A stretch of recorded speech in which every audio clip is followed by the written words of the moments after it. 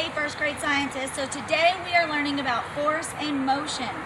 And the objective today is for you to define what force is and how it affects an object's movement. So currently I am an object and I am at rest. And I'm going to stay here forever and ever and ever until a force moves me. And I have my trusty son here, and he is the force. Force is push or pull. So let's see, what happens if he pushes me a little bit? Okay, I went into motion and now I'm at rest. What happens if he pulls me a little bit? I move a little bit, I'm in motion, and now I'm at rest. But as you guys know, when you push and you pull harder, you get more motion. So what happens if force pushes me harder? I move more, and now I'm at rest. What happens if force pulls me harder? Watch it. I went to motion and now I'm at rest.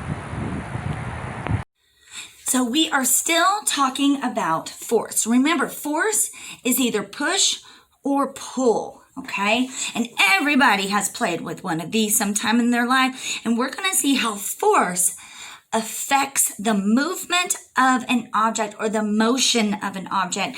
So I'm going to use my finger and give it a light push, a little force.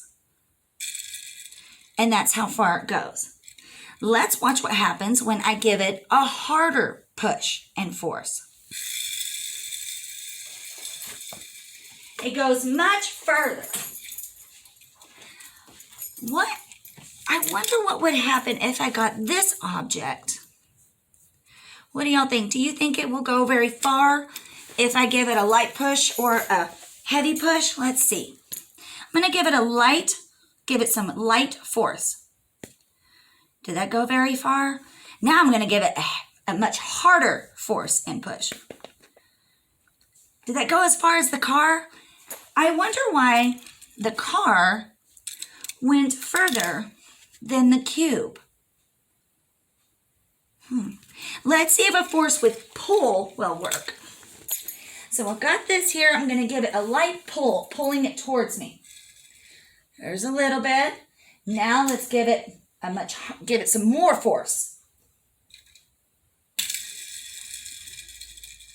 Well, it definitely went further. What about the cube? Let's see if I pull it towards me and use that kind of force.